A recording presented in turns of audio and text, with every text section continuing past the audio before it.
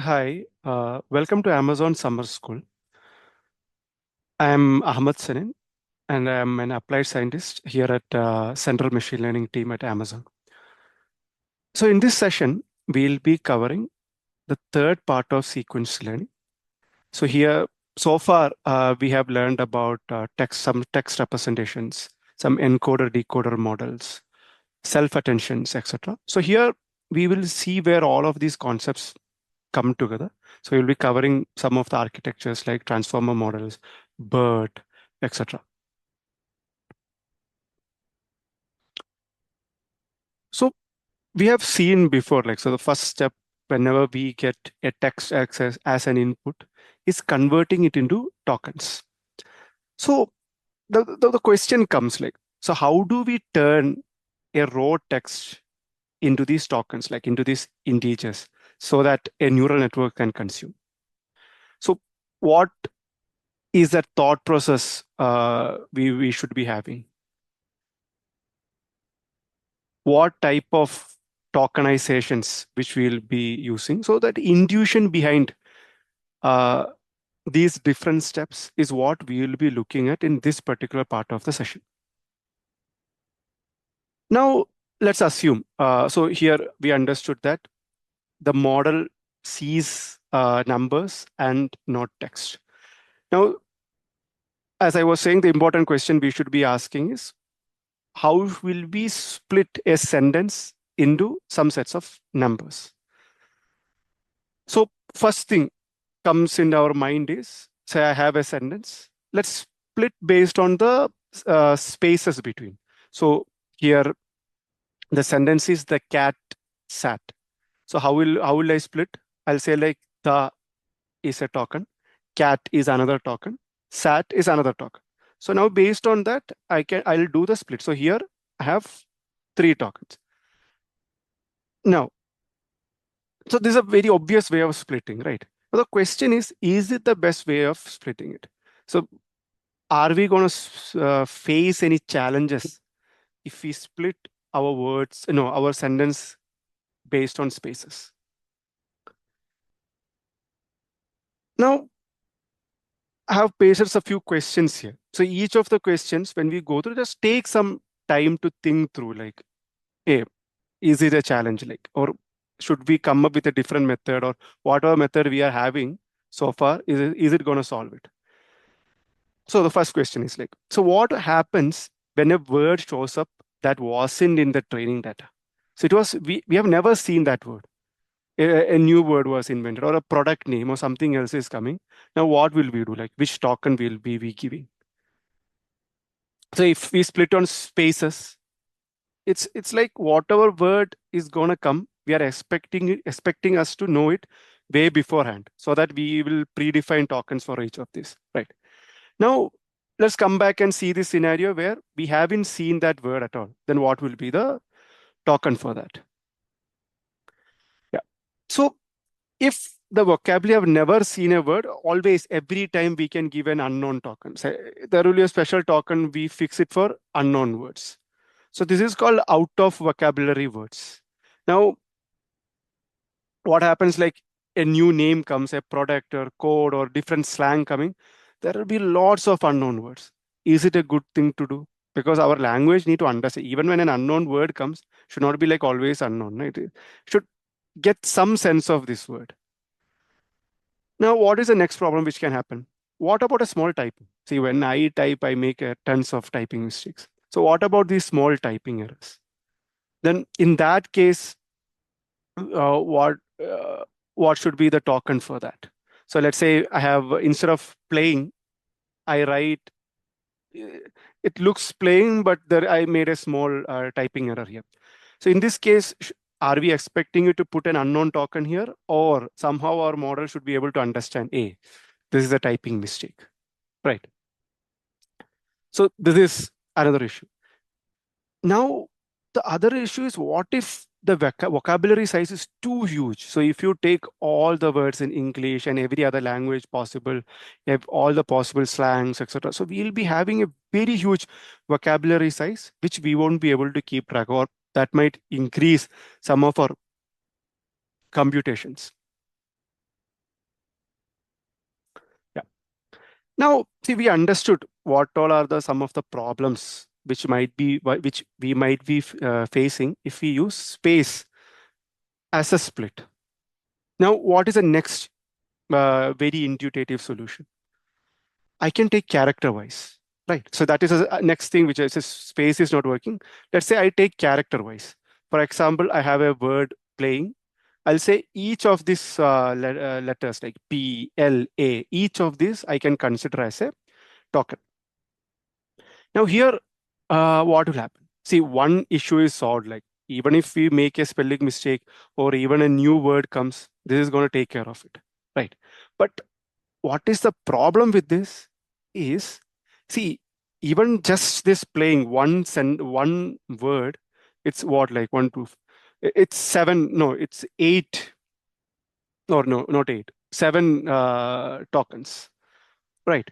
So when we have a huge sentence, like sentence with hundreds of words, the number of tokens will be very huge. So when we use LLMs, we will be able, we are out of tokens. So the cost is based on the tokens. So we understand that more the number of tokens, it's not good for us.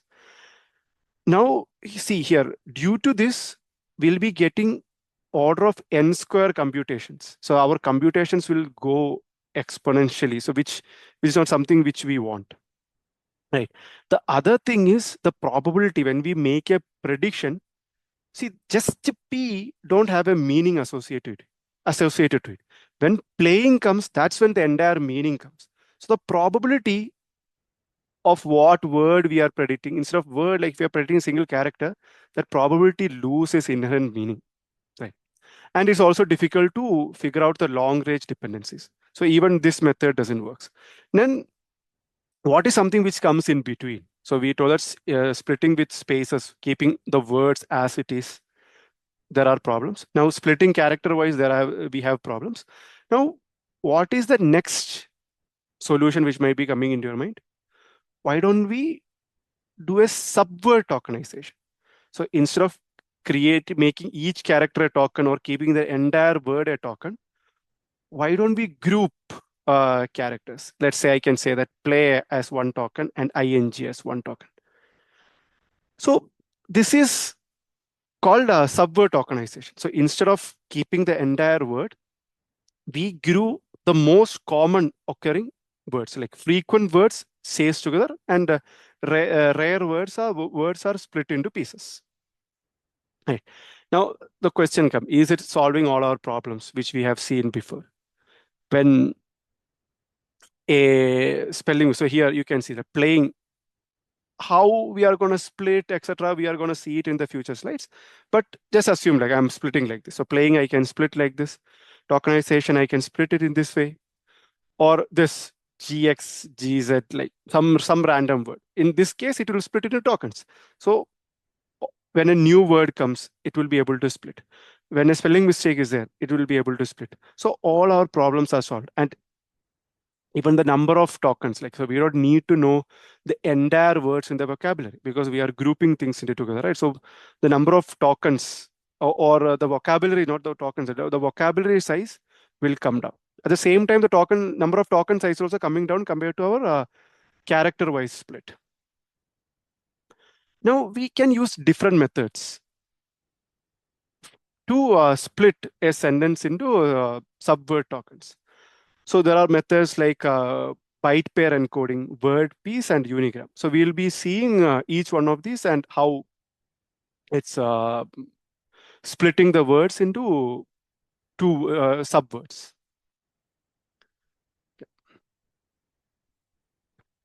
So let's move into the first method, like which is byte pair encoding.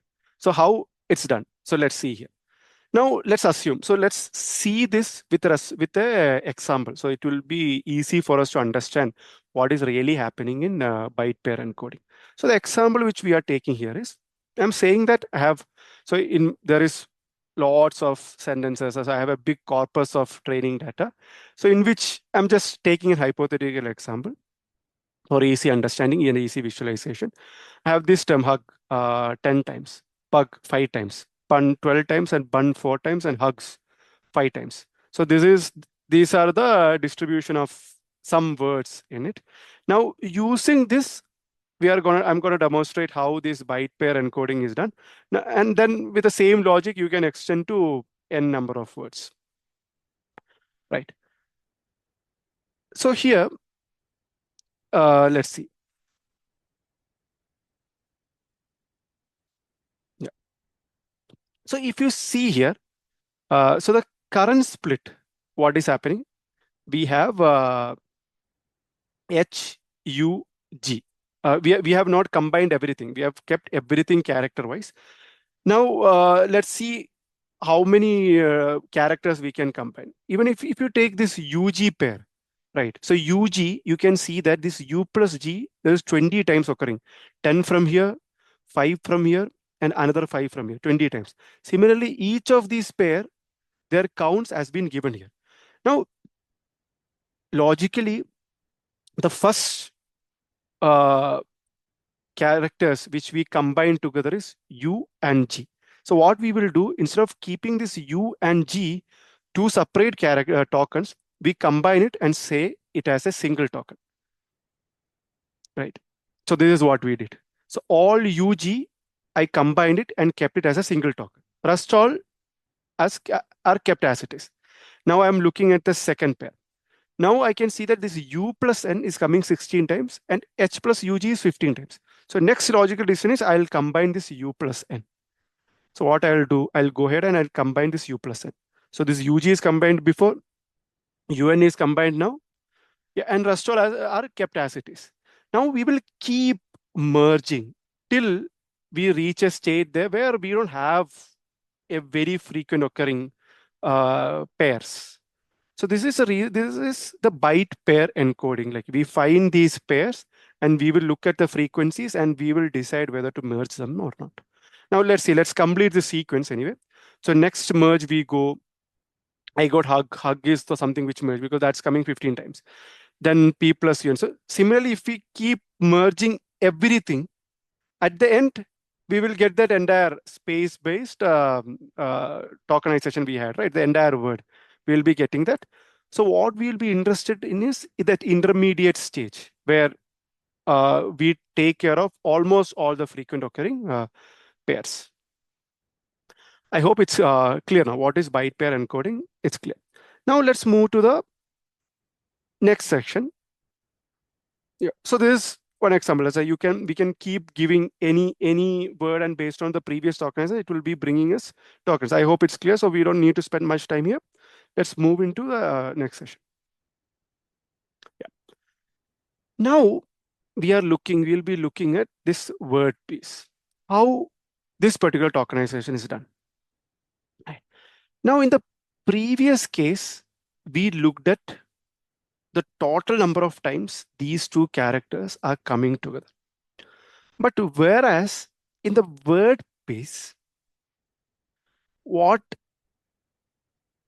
we are more interested in is not the number of times it came together, but what is the frequency of times it came together. I'll clarify that. So for example, you take these terms like G and S. So in our previous case, if when we look back and check G and S, so let's go back. So G and S were occurring 5 times, right? So, and if I take just G and just S, how many times it's there? So G is there 10, 15, close to 20 times, and just S is there 5 times. So then what we do, we take a score, frequency of A comma B coming together, divided by frequency of A and frequency of B, and we will see which score is highest, and that two tokens we will combine. So here we can see that G and S score is highest. We will combine it. Then we will look for the second. Then we look for the third, and then we keep on. Then we keep on combining it. Right. So based on byte pair encoding, if we merge, U plus G will be merged first. Based on word piece, if we merge, G plus S will be merged first. So Why the difference? So dividing by the two piece frequencies favors the pieces that are individually rare but keep showing up together. So these characters might be individually rare, but whenever they come, they are coming together. So logically, it makes sense, right? So that is something we need to combine together.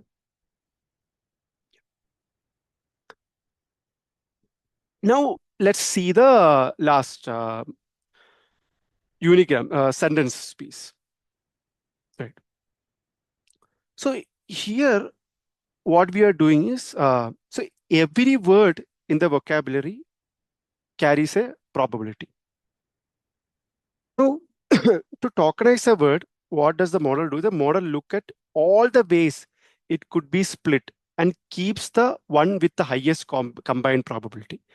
So here you can see like it look at all the splits possible and it takes the highest probability. That's how the split will be made. So in this case, dogs and S will be having the highest probability, and that is a split we'll be keeping. Yeah. So we have learned these three: byte pair encoding, word pieces, and unigram or sentence piece, right? So let's try to revise this concept once. So the direction in which we go in byte pair encoding, it's bottom up. So we split it into characters, then we combine. Word piece also bottom up. We split it into characters, then we combine. Unigram or sentence piece, we come from top to down. It's top to down. We start from the word, but then we start splitting and we'll come down. So the selection rule is most frequent pair. This is highest score and max likelihood split, right? Yeah. Now out of vocabulary, there is none. In word piece, unknown is possible, and in unigram also it will be none. And which are the top models which use it? Byte pair encoding is being used by GPT, and this section is like what we should be remembering is why we are using subwords and the mechanism we followed, and the three different subword tokenizations which we used.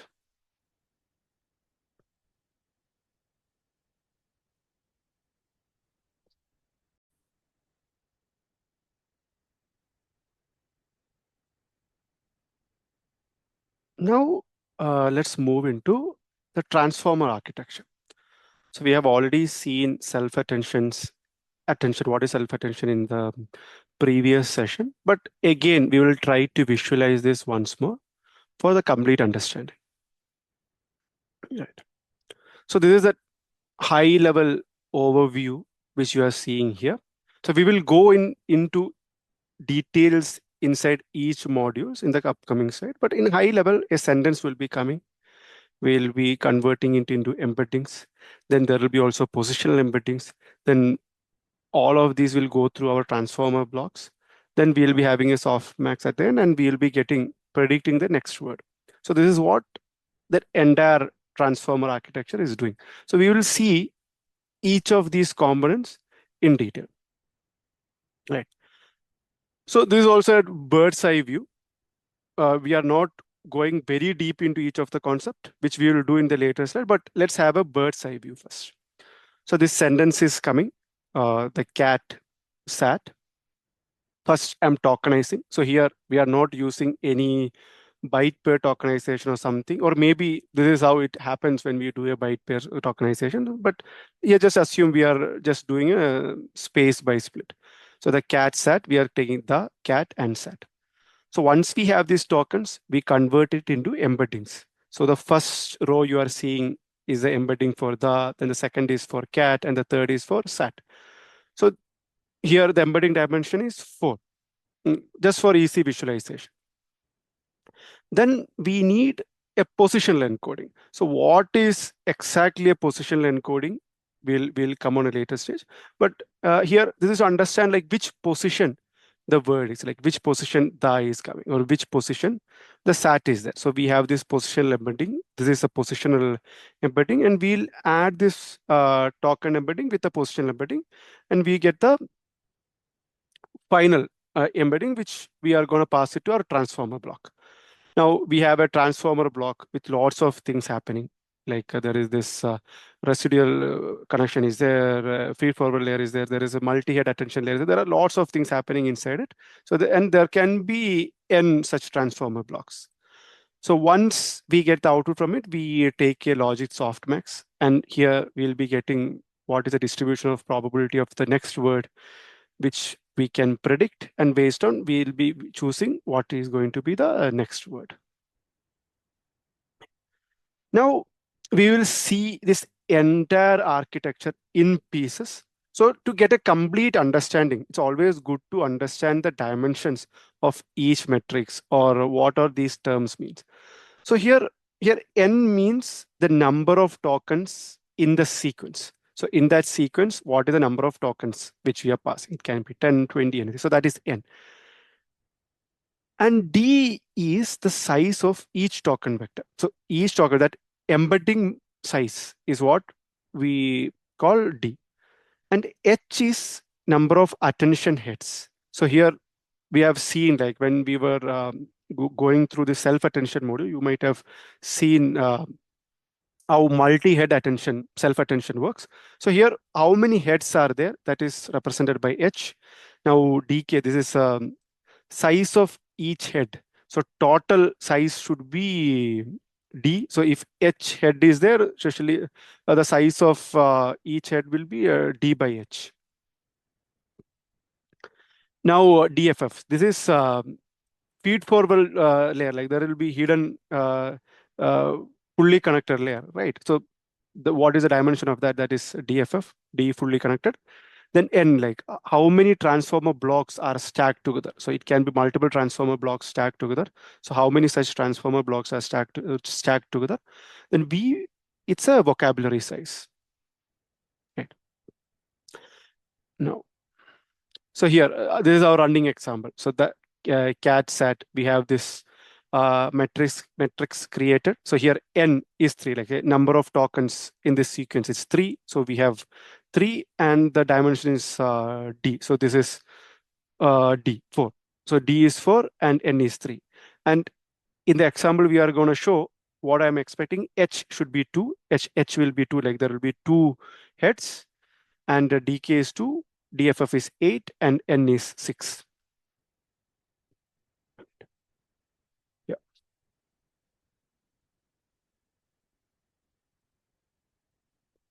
Yes. Now, before moving into the visualization of how the transformer network works, let's understand why we need positional embedding, positional encoding. For example, so here I have 2 sentences, right? Or like dog bites man, and the other is man bites dog. So in these both places, if we don't have a positional embedding, what will be the embedding of a dog in A and what is the embedding of dog in B? It will be the same. Now, how will we know that? Did the dog bite the man or the man bite the dog? Right. So this is a reason why where exactly this sentence is, or at least a relative position of this sentence, is very important. Now, once we have these relative positions, I can add it, and then I'll be getting a position aware embedding of my token.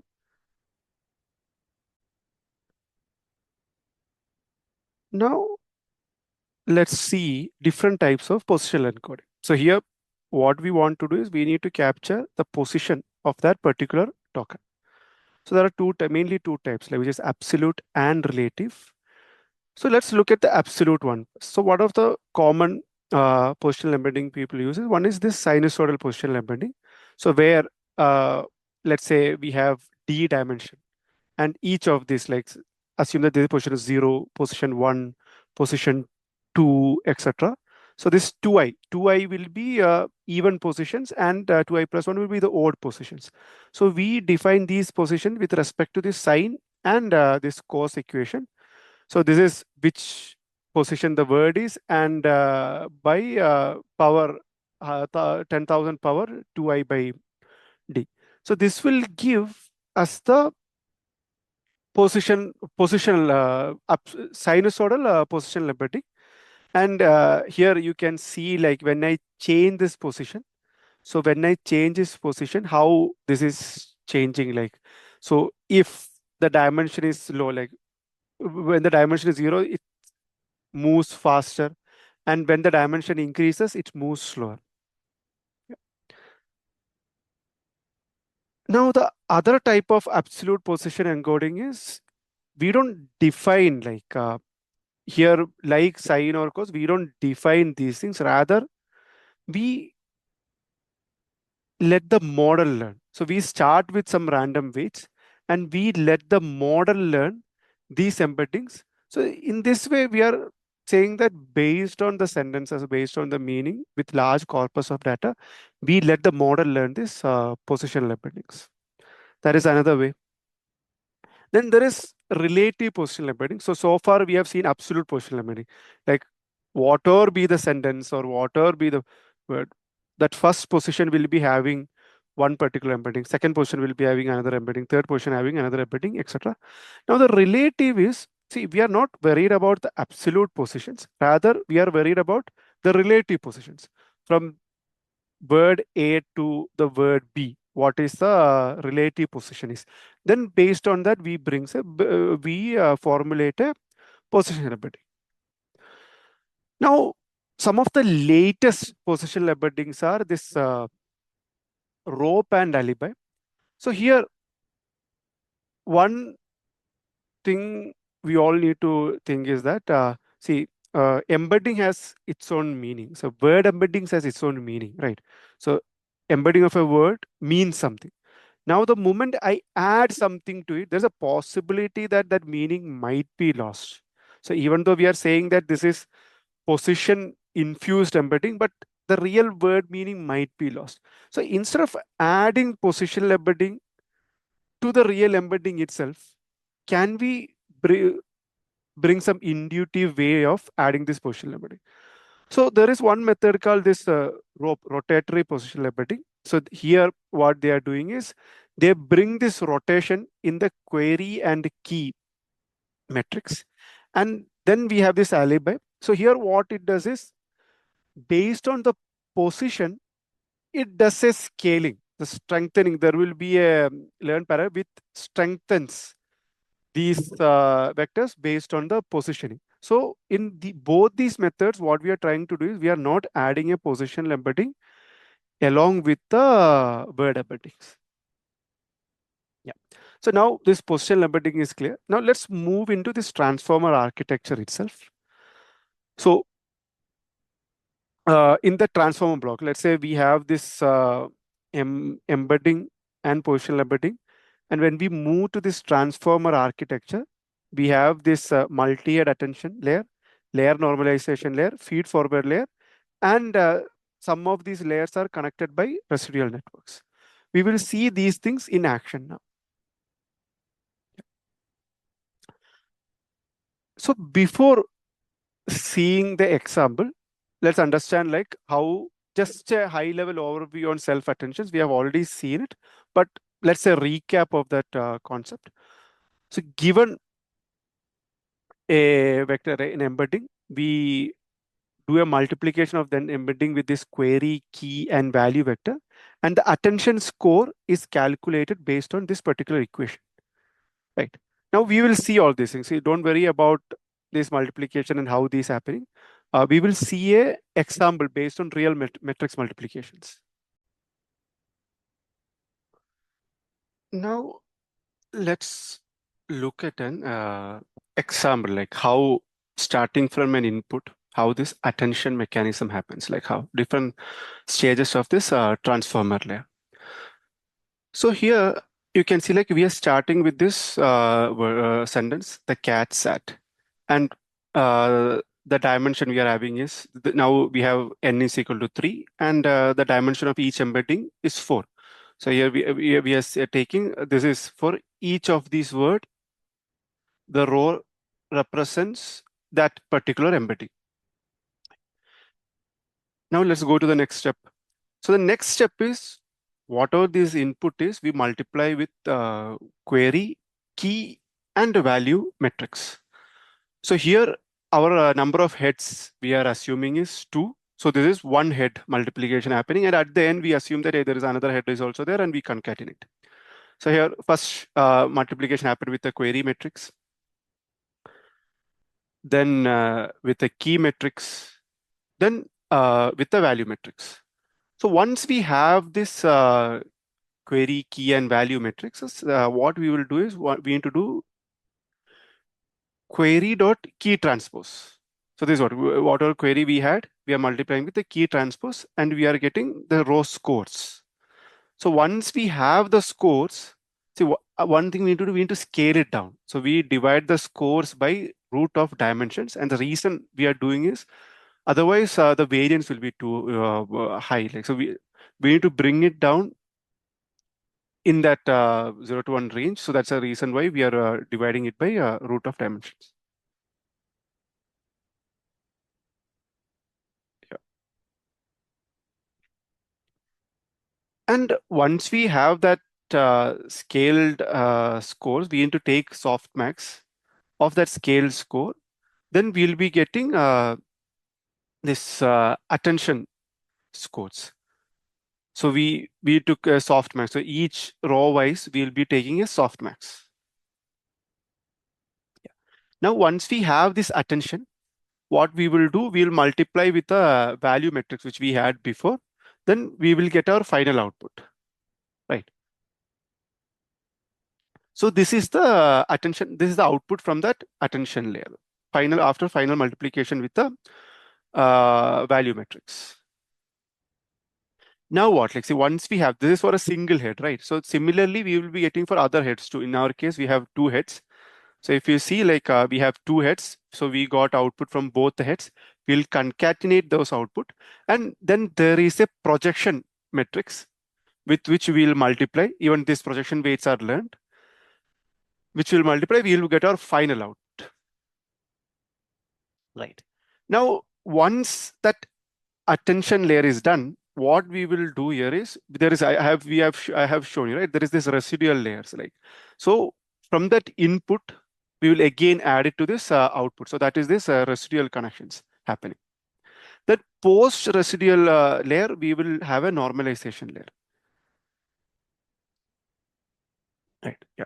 So you might have seen multiple normalizations happening. So in this here we are using this layer now. So you might have seen that there is batch norm, layer norm, multiple types of normalization. So in our case, we are going with layer now. So the way it happens is we take each of these rows, then we normalize across this dimension. That's what we are doing. The reason we are not using a batch norm, there are multiple reasons we can say. One, uh, the size, that input size is not fixed. The second reason can be like the meaning is not across the columns, it's across the rows. Like so, that entire word has a meaning. So if we normalize it across different input, that inherent meaning might be lost. So there can be multiple. There are multiple reasons why we go with layer norm. Now, once that normalization is done, now we have this fully connected layer. So in the fully connected layer, what happens? Like we expand it, then we again bring back to the same dimension. Let's say we start with dimension 4. So here, if we see the dimension is 4, if we start with the dimension 4, we expand it, then we bring back to dimension 4 itself. And this is normal neural network multiplication, whatever basic neural networks we are having, the same thing we are using here. The difference here is in the activation function we use is GELU. And GELU is this is CDF of standard normal distribution. Now the only difference this with the ReLU here is when it's closer to 0, this is a little more smooth. It won't be having a very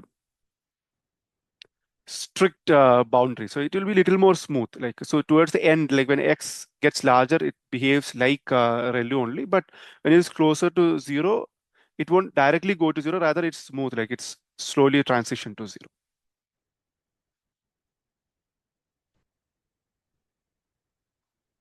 Now let's see this fully connected layer in action. So we have this X, we have this weights, we multiply it, we'll get this. This is a hidden state. Now this hidden state, we apply this GLU, then we get that final feed forward layer output. Now this output, we will again multiply with X residual. This residual connection is happening. Then we will get our final output. Now we have seen this transformer layer happening. Like, see what is happening in one transformer block. So in that one transformer block, we were having self-attentions, feed forward network, normalization is happening. Then also this residual connection is there. So we have seen that. Now, if you take that entire transformer model, we have this encoder and decoder part.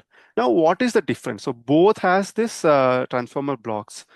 Now, what is the difference of these blocks in these two stages? So one, we should understand that encoder understands the input. Like it has the context of the entire input, that whole input will be going in. Decoder, here, it won't be able to see the future inputs. So it is an autoregressive model. It has context of the previous input, but it doesn't have the context of the past input. So how are we changing the encoder, transformer part in the decoder? So if you see when we were discussing this transformer block, you have seen the scores. Like after multiplying this query into K transpose, we got the scores. So there we kept the scores based on all the inputs, right? Now in decoder stage, what happens? Like whenever the comes, it won't be able to see cat and sat, or the cat stage won't be able to, so it won't be able to see the future tokens. So we need to remove, when we take that softmax, we should not be taking it. So generally we should convert them to zero. So here you can see when we take this softmax, the other things are assumed to be zero. Then how is it achieved? So the way it is achieved is, in this diagonal elements, we give all the elements as negative infinity. And now whenever we take the softmax, that is automatically will turn into zero. So that's how it's been achieved. Yeah. Now, so this is one thing. So in the decoder stage, there is this one thing. We have this masked attention. So we have this masked attention. One diagonal will be masked. The other thing in the decoder, there is something called cross attention. So what we will do here is we will take the key and the value from the encoder. Then query will be taken from the decoder itself, but the key and the value will be coming from the encoder. Then we'll be having this cross multi-attention layer. So these are the two things which is there in the decoder part. We have this masked self-attention. Then there is also this cross attention. Now let's see the overall thing, the full diagram, like whatever we have discussed so far. We can see that entire full diagram. What happens is the input embedding is coming. There will be multiple transformer blocks with multi-head attentions. Add and norm means this is residual connection, like normalization, fully connected layer. Then in the decoder also we have similar things, but instead of multi-head, we'll be used masked multi-head attentions. And there is also a cross multi-head attention layer. Yeah. And finally, we will have this linear layer. Then so we will take the softmax, and whatever is the maximum probability coming, we will consider that as a next word prediction. Yeah. Now let's see. So this is the output. Let's say this is the output we are getting from that decoder transformer block. Then we have this word vocabulary size. So this is where that vocabulary size is very important. Like if the vocabulary size is very huge, like every words out there or every new words, we need to add this vocabulary size. This metrics will be very huge. Now we were looking into this byte pair encoding and all those things, right? So that actually brought down the vocabulary size. So now we are multiplying it So here we are just for visualization purpose, we only took 4 as a vocabulary size, not 4, like 6 as the vocabulary size. Now we get it. So when we predict, we got the probabilities, and here the probabilities you can see on is having the highest probability, and we will be setting on as the next word prediction. Now this cycle continues. Once we predict on, the entire cycle continues again till we get that stop word prediction. Now let's see some language models like BERT, GPT, T5, and all. Right. So if you look into language models, there are 3 class of language models. One which is encoder only model, decoder only model, and encoder decoder model. We have seen some of these things, not in action, like some of the concepts behind this. These we have already seen it. Now let's see how the proper pre-training and fine-tuning is done on these models. Right. So generally, like we have plenty of supply for data to pre-train our large language models. So we have all the text corpus out there. So what we do is we hide the next word in GPT types of training. We hide the next word and we try to predict it. And in BERT family, like encoder only models, we hide some words inside or some change some words inside, then try to predict it. Yeah. So this is what we'll be doing. Now, the question coming in our mind is why we need pre-training in the first place, or rather just we have a use case, like we have train input and output. Like, why don't we just go ahead and train it? Why should we spend time understanding the language? So the reason here is like once we have a model which understands the language, it's easy for us to tune to a particular task rather than just training that model for that this particular task. Yeah. Now let's look at high level overview on these different class of models. So here encoder only, it's a bidirectional model. Like it gets the entire word and it has context of both the directions. And the pre-training techniques we use is masked language model, which means like we mask some text in a sentence, some places we mask it and we try to predict it. And it's very good at understanding the language, right? So some of the classic examples like BERT and Robert are some encoder only models. Now in decoder only model, the attention we use is causal. It's a masked causal attentions which we'll be using. And it's an auto-regressive way. We train it auto-regressive way. We try to predict the next word. Yeah. And it's best for generation.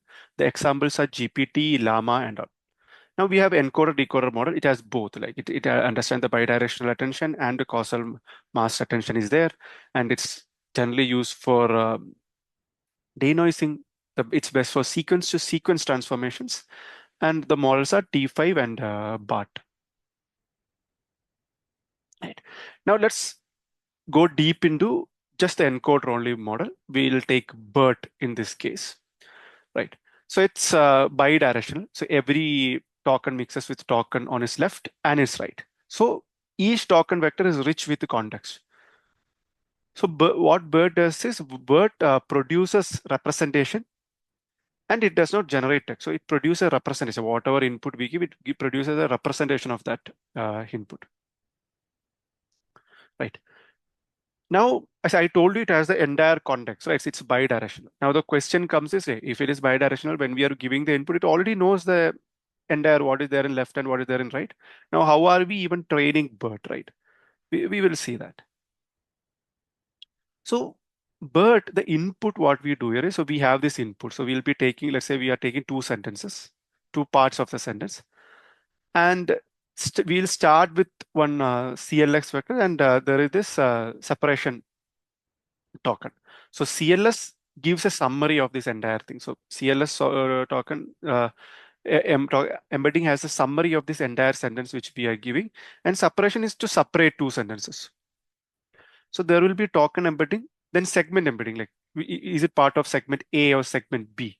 So there will be segment embedding, and we also have the positional embedding. and adding these three, we'll be getting the input embedding. So this is the input to the BERT model. Now, at the time of pre-training, what we will do, like we will mask. So two tasks we will do. One is masked language model. So what is it? We will mask one of this word in it. So let's say this is a word. I'll just mask one of it. Now, it won't be always masking. So we'll do these three things. Like 80% of the time, we will do the masking. 10% of the time, we will replace it with a random word, and another 10% of the time, we keep it as it is. And why are we doing it? Because if you always I remove the word, like you always I masked it, what happens is this my entire bird will only be suitable for that particular task. So here the claim is the bird should understand the sentence, right? So even if we replace with a random word, or even if we didn't unchange, even we didn't change the word at all, the bird should be able to understand this. So this is the core idea. And now when we do this mass language prediction, when we predict it, whatever is the word which has the highest probability to be here should be getting the highest probability. Yep. And the second task which we will learn BERT on is the next sentence prediction. So we have two sentences. We will try to predict whether is it the next sentence or it is not the next sentence. So the sentence you take the cat sat, it purred. So this is the next sentence. So whatever prediction we do, should predict that it is the next sentence. The other one, the cats sat, stocks fell. This cannot be a next sentence. So it should say that it's not the next sentence. So to do this, I told you that we have this CLX vector, which has the entire history context, and we'll have a classifier and we'll try to predict it. So that's simple. So BERT, it's trained on, we have this next sentence prediction and master language model, master language prediction. Yeah. Now, once we pre-train the BERT, we need to fine tune for our task. Our task can be anything which it can be sentiment analysis, it is NER, QA, so it can be anything. Like, so now how will we fine tune our BERT on these tasks? So we have this pre-trained BERT. Any sentence is given, we will be getting this CLS vector. Now we can do our new task. It can be a classification, whatever it is. So this has the context. BERT has the understanding of what that sentence is. Now using that, we can perform our own task. And as BERT has been trained on a huge corpus of data, now to fine tune to our use case, we just need very few data points. We don't need an entire very mass corpus of data.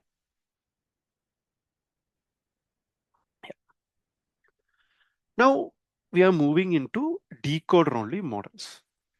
So the models like GPT, Llama, and we have seen what really happens in the decoder part when we were explaining transformers.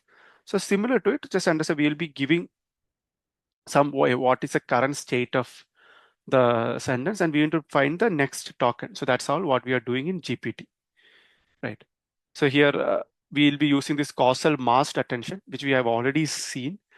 What the idea here is the word should not see the future words. It's an auto-regressive model. So it will be seeing one word at a time.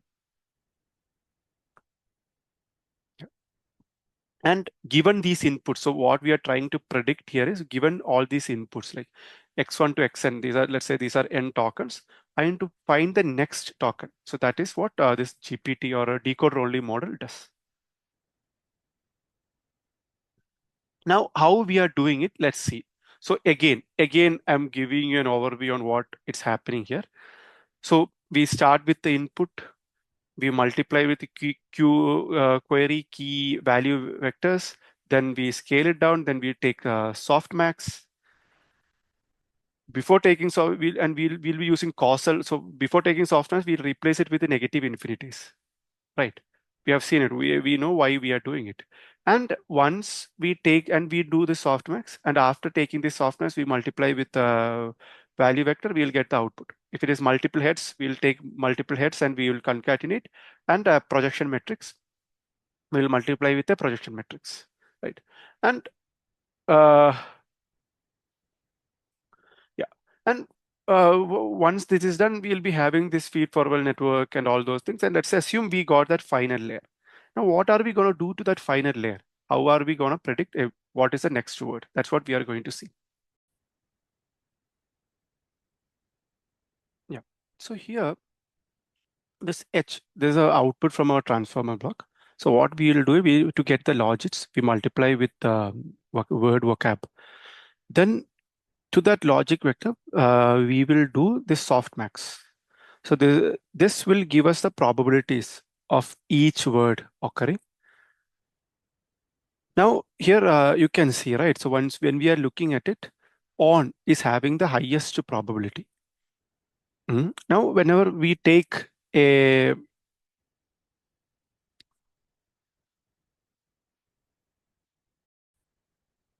yeah, so here when I randomly sample from this distribution, I'll always be getting on.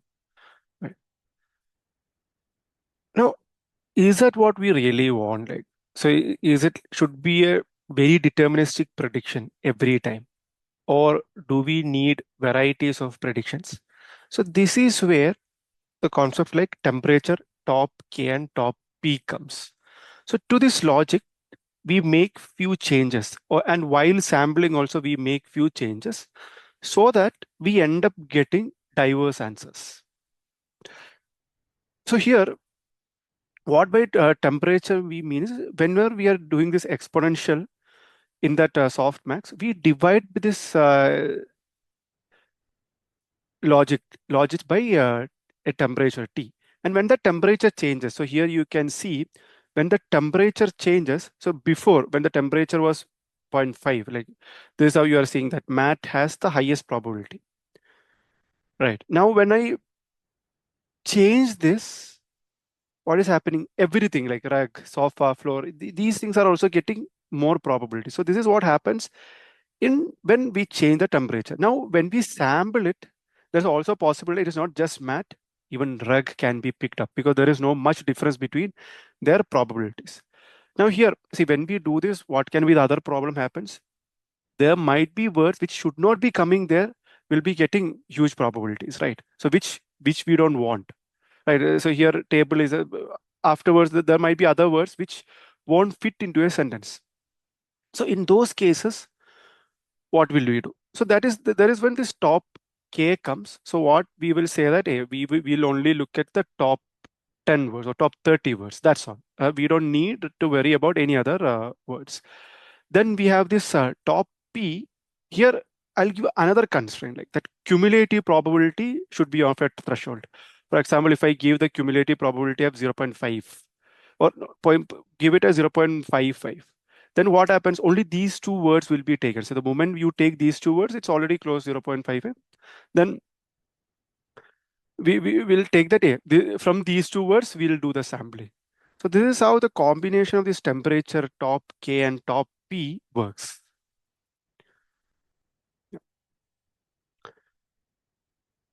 Now let's see like so we are starting with a prompt the cat sat. We are trying to generate next word, then on the. So this is how it is going like. So what we do, each time we will input this, then we will try to predict the next word. We will try to predict the next word, and whatever process we have seen, every time it will be going through the same process. Now there are concepts like KV caching, etc. So here, some of the computations we'll be redoing it again every time, which we don't have to do it. So instead of doing it every time, we cache it somewhere so that we can reuse it. So that we won't be end up doing extra computation unnecessary. So this will increase the inference speed. This also increase the memory required for inferences. Yeah. Now, once this pre-training is done, then what is next? So I pre-train. Now I should do some task, right? So few things we can do is one is prompting. So pre-training is done. You do prompting with maybe some few short examples. Then it will do your task, like without any fine tuning or anything, it should be able to perform your task. Now the second step is instruction tuning. So you give some instructions and you tune it based on this. So this is an instruction fine tuning will be happening. So here you would again updating the weights, etc., based on your use case. Now we have RLHF, reinforcement learning, human in the loop. So here what happens is based on a feedback and a reward, few final layers of the model will be updated a bit. Now let's see like fine tuning case. So in the instruction fine tuning case, so how this fine tuning is done. So one thing, this assumes this is your entire GPT model. X is going in, Y is coming out. Now, one way of doing here is you can fine tune the entire weights. Like so, you have your own train set. You can update the entire weights. That is one way of doing it, right? So few issues there. One, it might take time. Like the model can be huge, so you want to update the entire weights. It will take time. Now, second, if you think, see, it's learning language, right? It already has an understanding of your language. So is it always a good thing to go ahead and update the entire weights? Right? May not be like you might be updating some learned or overlaying some learned, forgetting some learned languages, right? This is when the next concept comes, which is adapters. So in adapters, what we do, so we have that previous model. So this green part is something I add extra. So I will go ahead and add this adapters layer in between. Then I'll only learn these adapter layer. Rest all I'll fix it. Now, what is the problem here? So here the problem is I'm increasing the weights of the model. Like the model size is going up. Right. Now, is there something else I can do which still makes the model training faster, but won't increase the model weights by too much? That's when this concept of LoRa comes. So in this LoRa, see the entire weights we will be fixing. Now we will have a low rank adaptation of these weights.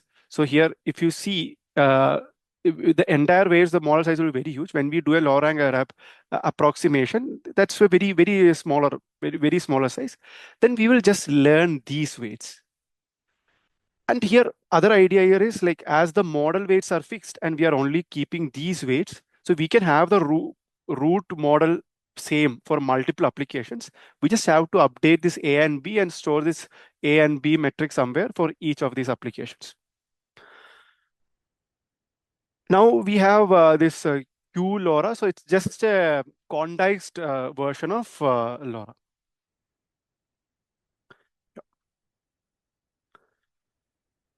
Now we have an understanding about encoder only model, decoder only model. We have already seen encoder decoder model. Let's go through this again. Like so, there are some encoder decoder models. So here we'll be having this encoder part, decoder part, and in the decoder part, one extra addition is we have this cross attention.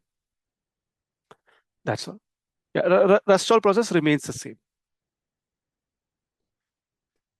Now let's revise again the things which we have learned so far. So we have seen encoder only model. We understood it is bidirectional. We learn it based on masked language model or next sentence prediction.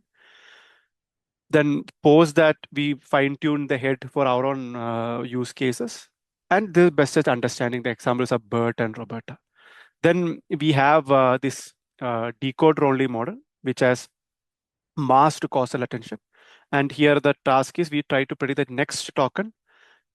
And how we adapt is we adapt based on prompt, instruction fine tuning, RLHF, LoRa, and all. And this is very good at generation. And the examples are GPT and Llama. We have encoder decoder model, which does both, like bidirectional and causal, which does both, and it's mainly used for denoising. And we adapt it based on text to text fine tuning. And it is best at sequence to sequence to sequence modeling. And the examples are T5 and BART. Right.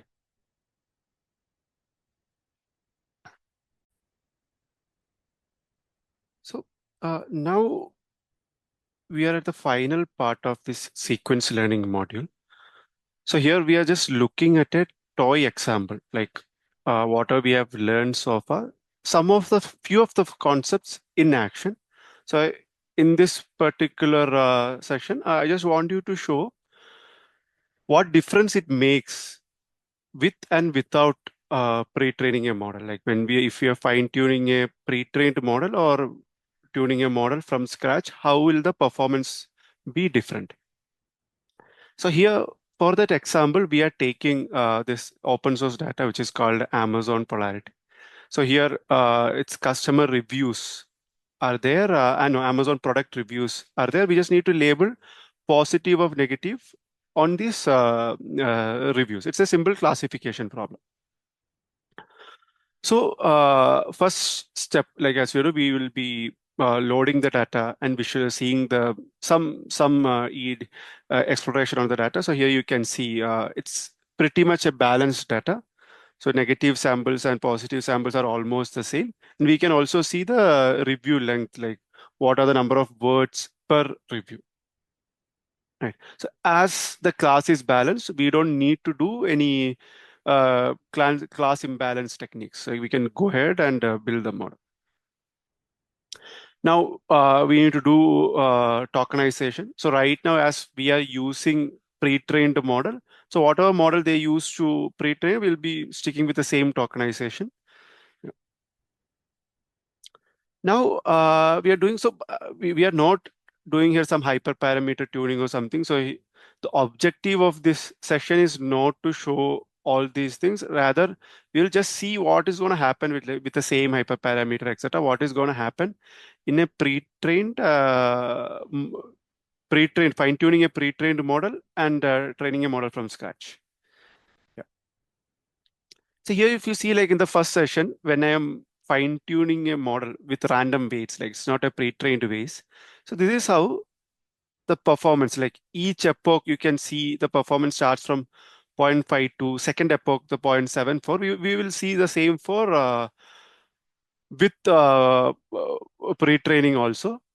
So in the third epoch, there is a results like 0.76 is what we are getting, and the training will be happening, and we will also see the final results.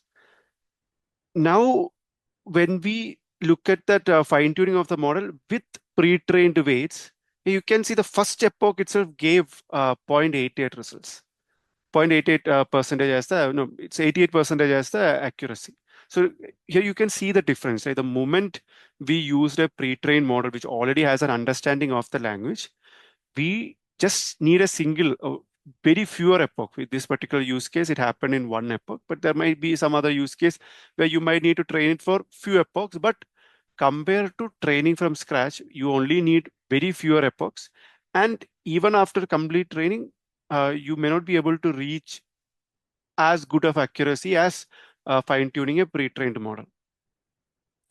Now, if you look at the performance, from scratch, we were getting close to some 70% on test set, and whereas a pre-trained, we are getting 0.88% on the test set. Yeah. Then we can visualize the confusion metrics, etc. So lots of things we can do to analyze the model, etc. This is something which we can do, but this is not the objective of this session. So here, the message which we want to convey here is how better is it to use a pre-trained model. So this is what we'll be using in the future also, right? If you're taking a Llama model or anything, we'll be taking it and we'll be fine-tuning it for our task. So we'll be taking a pre-trained model and fine-tuning it for our task. So with this, we have reached the end of the sequence learning session. Thanks a lot for attending the session.